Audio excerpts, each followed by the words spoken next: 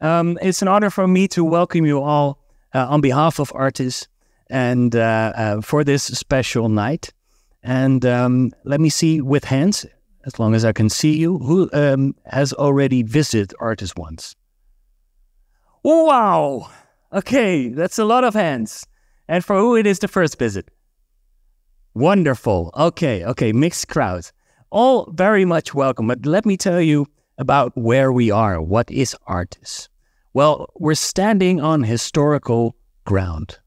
ARTIS was established on the 1st of May in 1838.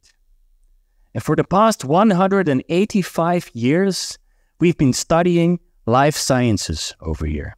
And we study all sorts of life, from the smallest life in our museum, ARTIS Micropia, to the larger than life over here at the ARTIS Planetarium.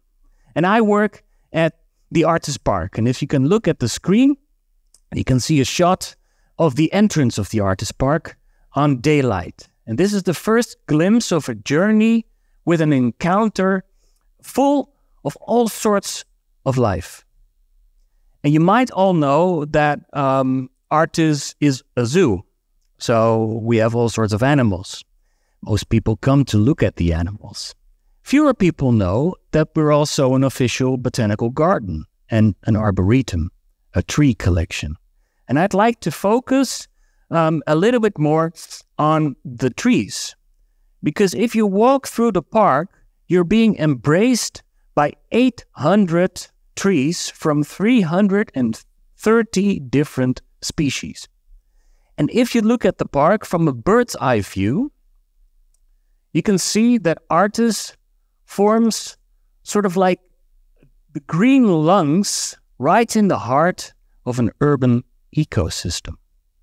And all of these trees tell their own stories. Like, for instance, the Heimanseik, which is an oak standing in the park. It's over there.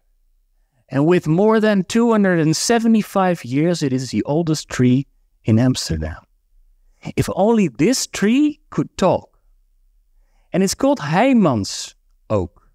It's called after Eli Heymans, one of the most important nature educators in the history of the Netherlands. And Eli Heymans, at the start of the 20th century, was standing in the park admiring this oak. And at the same time, a zookeeper allowed one of the orangutans to climb into the oak and to make some large swings on the branches of the tree.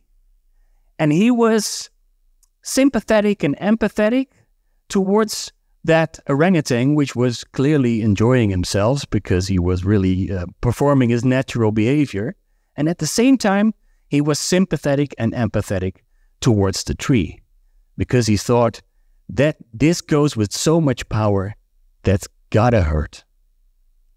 And he was so right about that because we tend to see or look at trees as objects, as something that we can use.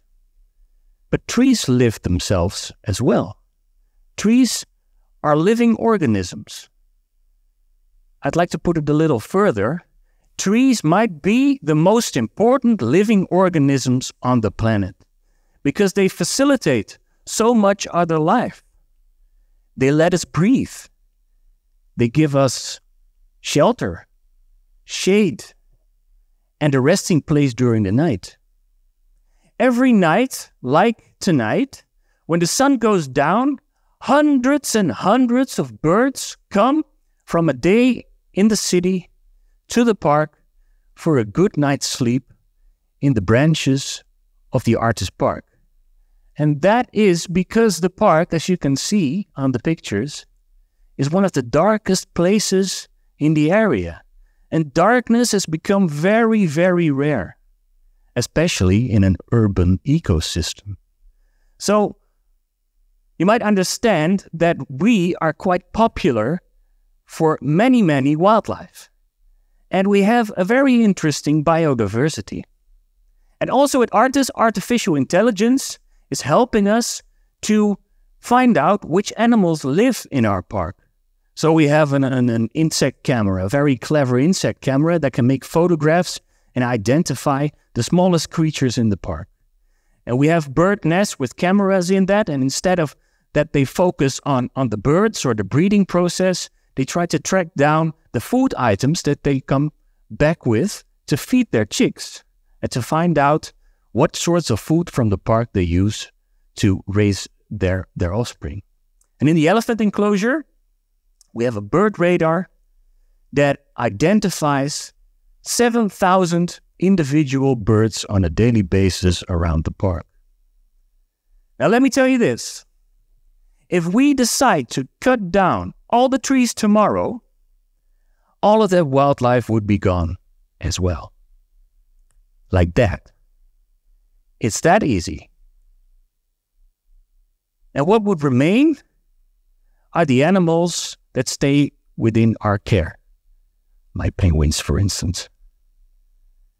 And all of these animals are representatives of declining populations in the wild, mostly because of habitat loss.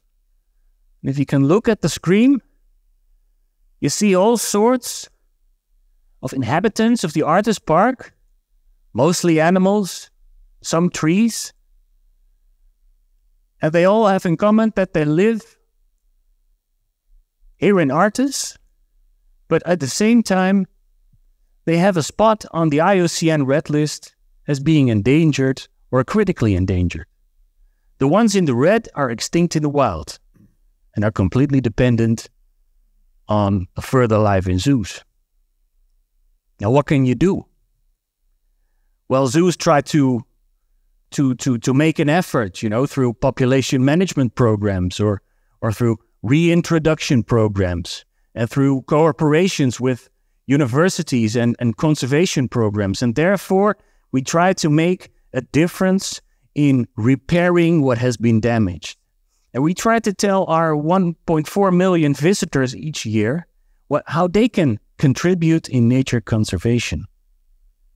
And at the same time, there's only one right answer, and that is conservation and preservation is way more important and more effective than restoration. And therefore, we are very excited at Artis about tonight, where we can discuss and inspire ourselves with new ideas and new possibilities for nature conservation. Also in an intelligent way, because luckily we are an intelligent animal species. At the same time, we all know intelligence will never be enough. Also artificial intelligence. A brain always needs to follow a heart. And luckily, we're also an empathetic animal species. We are capable of caring for others. So let's combine our heads and our hearts and our technologies to do something for the good. And I hope this will be an inspiring evening for all of you. And before I go, I say I hope to see you back at the Artis Park. And if you all go home at the end of the night, and or to your hotel or to your plane or wherever you need to go, if you are outside, you are at the entrance, so please be a little quiet. Don't wake the birds. Thank you. Job, stay on here for a minute, because I'm at least equally fascinated by trees as you are. I just love trees. I've been with a tree whisperer once going through the Netherlands. A tree whisperer. It was her. She could actually look at a tree and see whether it was a wise tree or a giggly one or something. So did you know that oak trees are the most wise trees there are?